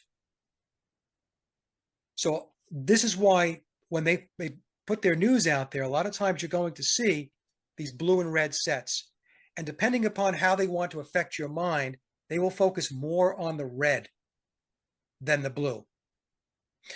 A lot of times you'll have two talking heads will show up on some cable news show. And you might have one guy who has a red tie on and the other guy has a blue tie. Now, the guy with the blue tie, sometimes they'll even have a bluish background. This is the person that is supposed to be the voice of reason. This is the person that's giving you, I know, just relax. We've got this under control. Nothing to worry about here. We've got it. Move over to the other person who's got the red tie and maybe some more red in the background. This is the Urgency. person that's telling you, hey, you need to be aware, be alert, be careful. There's danger out there. Oh, wow. Yeah. Okay. Now, also the blue and red, to make matters even a little more complicated, to give people something to think about, is they represent the two lodges of Freemasonry. You have the Blue Lodge and the Red Lodge. Wow. I didn't even Okay. know that. Okay. Yeah, blue and red. Now, if you look at a Fox News set, the typical Fox News set, there's a lot of blue and red, a lot. And they all do it, but Fox is like over the top with it from what I've seen. And Fox will even put a little orange in there for you. And it's like, why is orange in there? Because the color orange, when you spell it out in Pythagorean numerology, because they love their numbers, because as I mentioned in the last show, it's all occulted. Occultists run the show, folks. It's not your presidents, it's not your prime ministers. Occultists run the show. And when you put when you spell out orange in Pythagorean numerology, put it into a numerology calculator, it totals to 33. So it's 33 degrees of the Scottish Rite of Freemasonry. Okay, so they're always leaving their calling cards. So it's not just a calling card, the blue and red, but there is also a significant psychological impact that the mind automatically takes in. And this is how they do it. If we go back to the event that took place in September of 2001 in New York, going back to the looped video, I know people, I wondered it myself back in the day, well, why is it we keep seeing that same video over and over and over and over again? That's the reason why. Because is it because when they tell a lie long enough and loud enough, it becomes the truth to them, and that's how it works in the mind? Yeah, so that's a big piece of it. It's conditioning. So when it kept showing that loop from September of 2001, that was embedding what went on there with the words they were putting up on the screen, with the narrative that the anchor or the quote news person was speaking about. Think of the person who's speaking during a newscast, whether it be on the ABC, NBC, CBS, or the cable networks, as the hypnotist. He's giving you a narrative. He's giving you suggestions. They then become post-hypnotic suggestions. Post-hypnotic means once you leave the hypnosis session, that's where your mind is going to be. That's what your mind is going to focus on. And it's very, very, complex. That particular event was a trauma-based event, trauma-based mind control event, as is so many other events that took place. March 2020, the same thing. It's the same thing. The same process. And that's why they call it a television program. Yeah, because it's programming you. It's programming you. It's programming you to be docile. It's programming you to believe things that aren't true. Because if you think about it, most people, when they're sitting in front of a television, including myself, sometimes I fall asleep. It puts me to sleep. So I know that's hypnosis. Yes. Correct?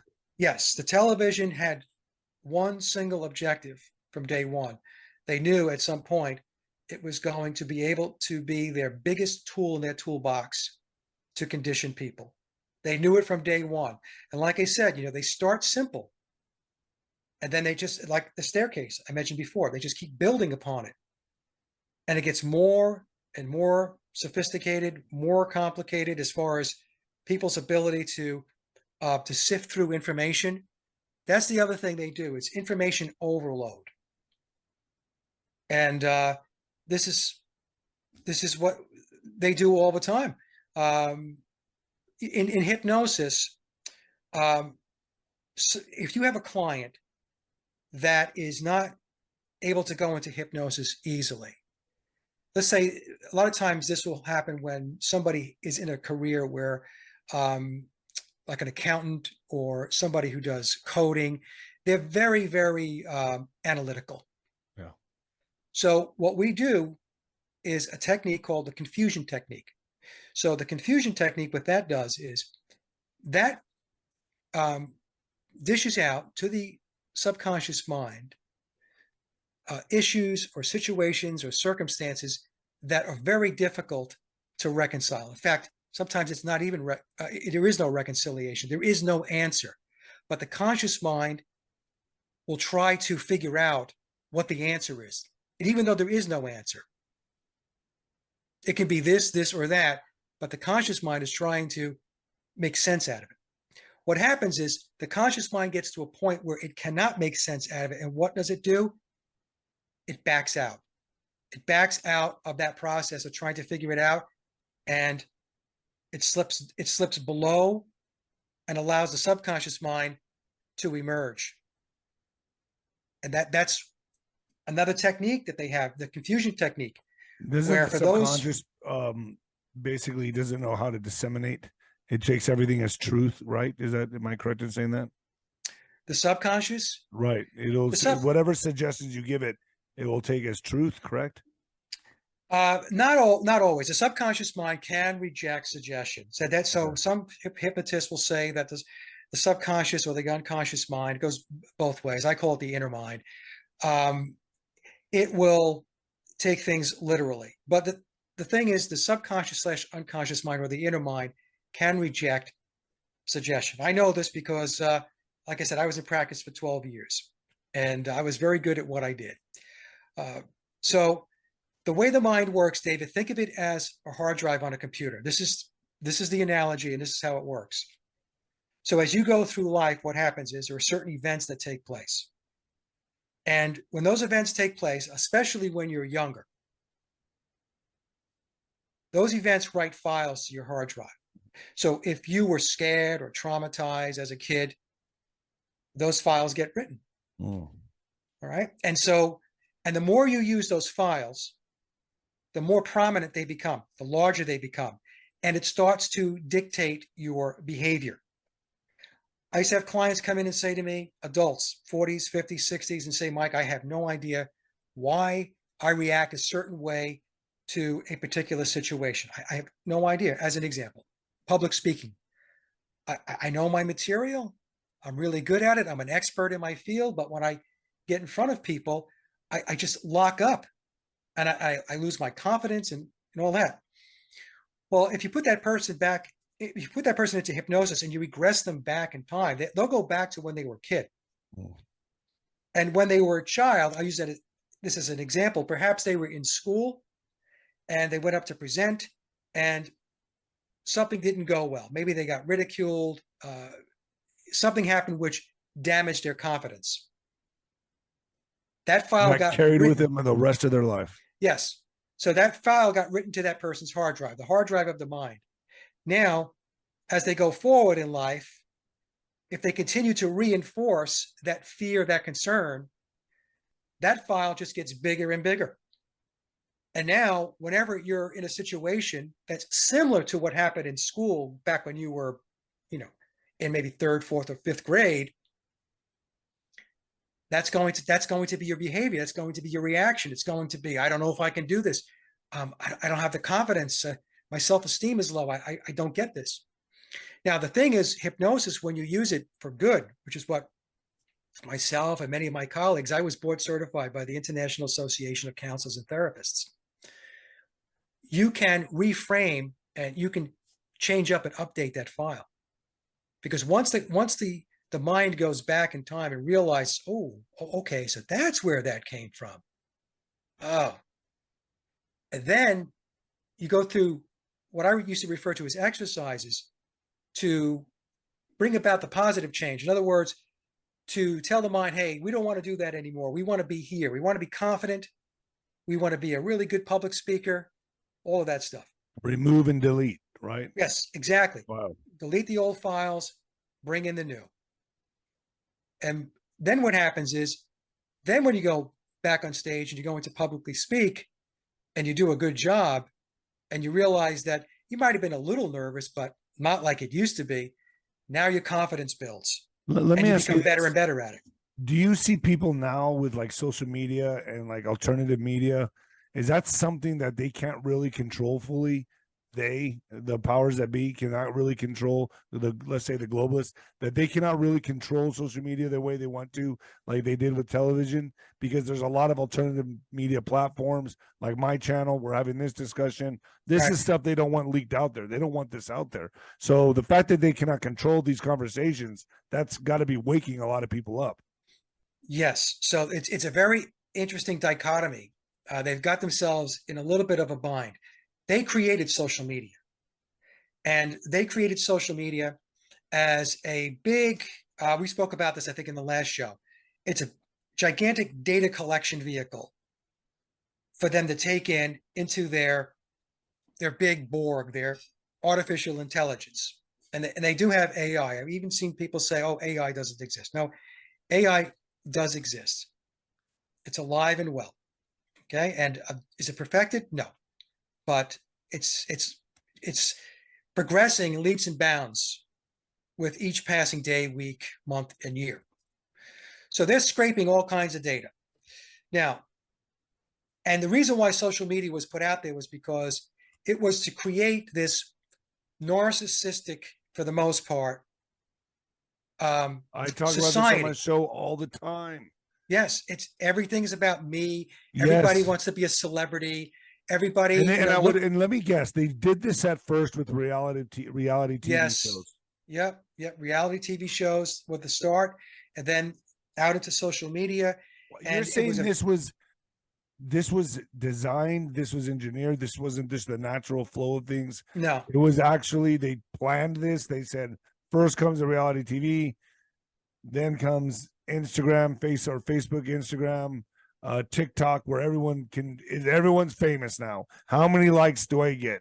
How many followers do I have? Right. I mean, I can't believe what I'm seeing when I'm on Instagram, because I come from pre-internet now into this post-internet, or this internet era now, where everything I see now is people trying so hard. They can't pull themselves out of the phone to look at the world around them, not even for a second. Right.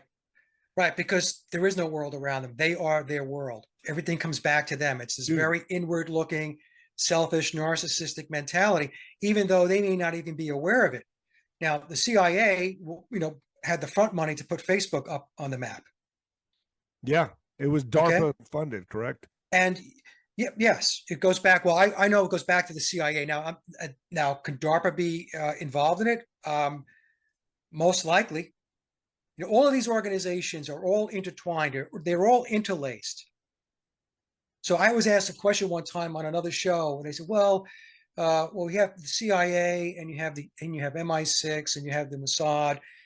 And everybody would kind of thinking these were separate entities. I said, "Well, they're separate entities from the perspective of, we'll say the CIA is the United States, MI6 is the UK, and the Mossad is Israel.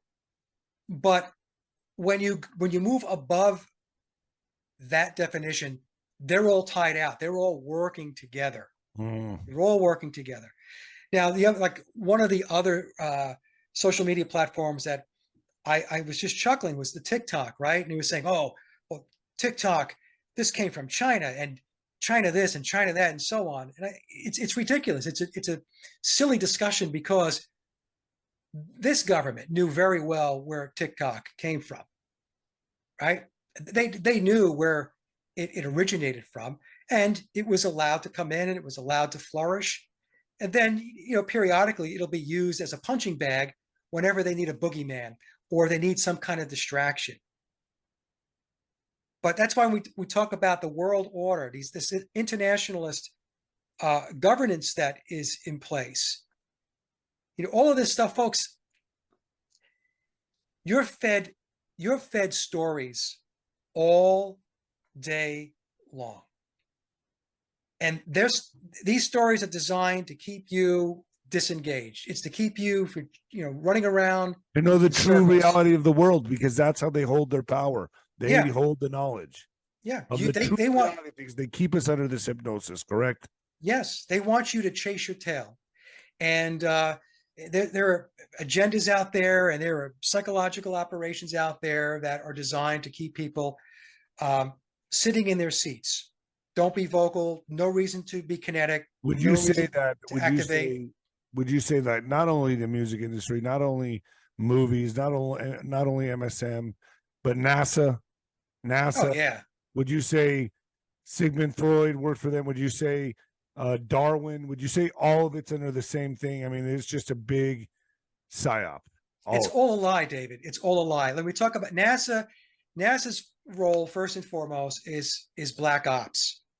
It's not about a space program, right? That's the fodder that they give to the gullible masses about rocket launches, and they supposedly sent a another probe or whatever around the moon again. And I don't know, maybe it's just me, folks, but I haven't heard a thing no.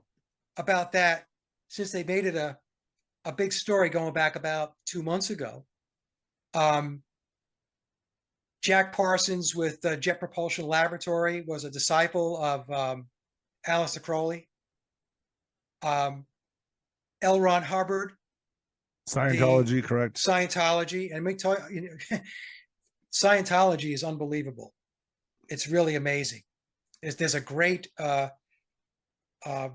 show on, I think it's either Netflix or Amazon. Oh, can we even trust it? Well, what happened was I forgot the gal's name. She's the an actress, right? The actress. Yes, yeah. The actress, and she spilled the beans, and it's very well done. Can you trust it? I would say, yeah, that one I think you can trust.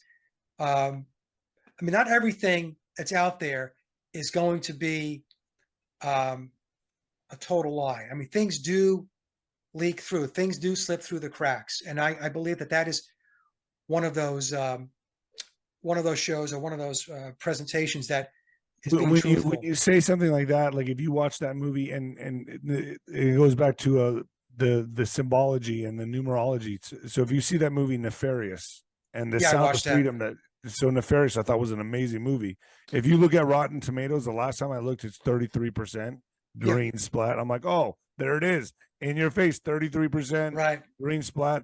Now they've been trying to cover up the movie coming out, The Sound of Freedom with Jim and Tim. I mean, they're doing their best to just flatten that, put a lid on that, but it's not working. So they're trying so hard, but things get through the cracks. Like you said, things leak out, and then they have to do damage control. This is why I say to folks, David, everybody needs to activate. So you just can't rely on me and David and others to do podcasts, to have websites, to do blogs. If more and more people do it, and more people are pushing the truth out there, or at least getting people to critically think and move beyond the official narratives, all of that stuff, then they have even less control, right? Because what they want to do with you and they want to do with me is they will deplatform us. But you have to be resourceful too, and you have to be resilient, which means you go find another vehicle to be able to get your message out. They might be able to ding you initially, and if you have a large YouTube subscriber base, as an example, and then they shoot your channel, then you're going to start someplace else, and you're going to have to build it up again. But for those of us who are doing this work and you have a large YouTube channel, I highly, highly recommend that in parallel, you also create and build your alternative platforms like on BitChute, Odyssey. Niño's Corner, that's what I did. Yes, you have to do that, because at some point, because they want you to believe they're winning this thing hands down. Yeah. And we can beat them at their own game. Like we're putting up a good fight, David. I really do. By me being the Pied Piper of the normies, I'm going to put this on YouTube, by the way. So this will go on YouTube and Niño's Corner.tv. Edited version will be on YouTube, but I don't think there's any edits in this, to be honest with you. I think we're keeping it YouTube friendly. Yeah, but I mean, you have to have backup platforms, no doubt about it, to fight this war accordingly. You have to.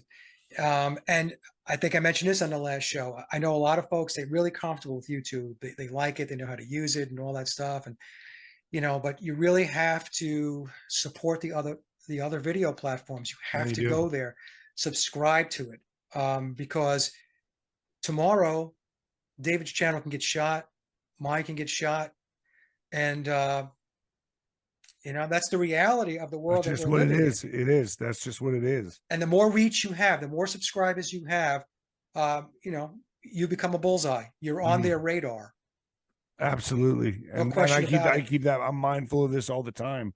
And I get nervous every time I do an interview. I send it to an editing team, but it's really sad that we have to live in this type of world right now. I mean, this is not America. This is not this is, people need to understand, it never was, right? I mean, it's always been controlled. It's always been, would you say Masonic control, occult? Who's the main, what's the core of all this? Well, that's a good question, right? I mean, so Satanic, demonic? we satanic, yes, we have.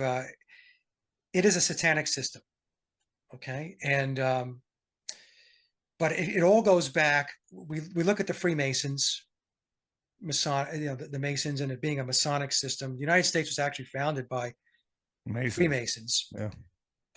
but it goes beyond the Freemasons. So it rolls up into the Jesuits, the Vatican. It goes up through the black nobility, which was, evolved back during the days of Rome.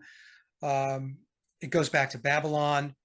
So the way I look at this is this: people like to say, okay, who is the controlling party in this whole thing? And what I've concluded is, in all likelihood, it probably all goes back up through the crown, ultimately goes up through the crown. Above the crown, I'm convinced that there are unseen forces that are involved. And some people might think that's crazy, but I'm convinced that that's the case, because a lot of what's going on, folks, it's not pro-humanity. No, I That agree with you. I agree with you. the evil that's going on comes from someplace else. It doesn't come from a human being. No, It doesn't I come agree from, with you 1,000%. yeah. So you have Principalities and entities. What is it? The Bible discusses this.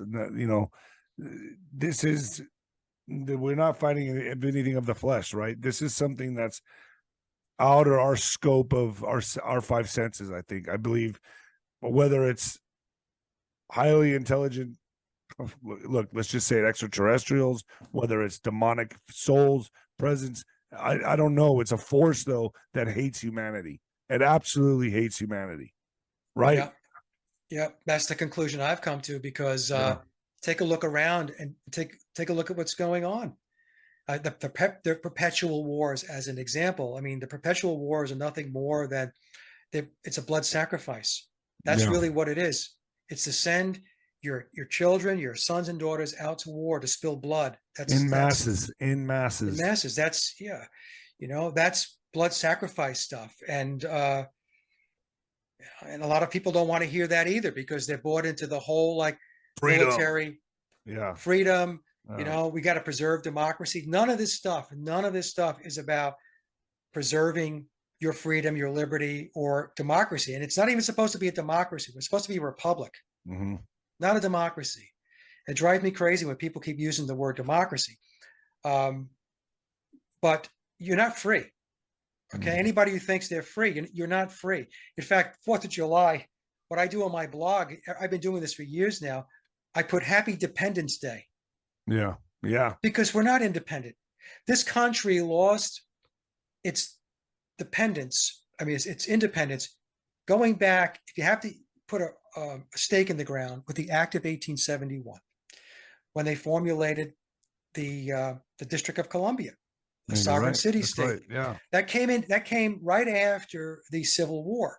The Civil War was not about slavery. I'm not saying slavery didn't exist, but slavery was the story you were sold. That's how they got the blacks to fight as well, correct? That's how they got everybody to fight. Right. And it was all about the oligarchs. It was, at the time, the international bankers wanting to disrupt this thing called the United States of America and the principles that America had put in place, the founding fathers had put in place.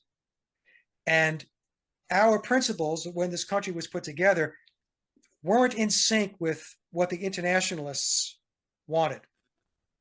So the Civil War was designed intentionally designed to create hostilities and to break the nation into two. And then once the war was over, money was exhausted. And that's when the bankers came in and said, you know what, we'll fund you. We'll loan you money to rebuild your war-torn country. Well, after that, it was the Act of 1871. And then 40 years after the Act of 1871, we had the Federal Reserve Act of 1913. 1913, yeah. And that's when it was all over with the Federal Reserve Act. Because, folks, the Federal Reserve is a private bank run by the internationalist oligarchs. Okay? And they're charging interest on the money.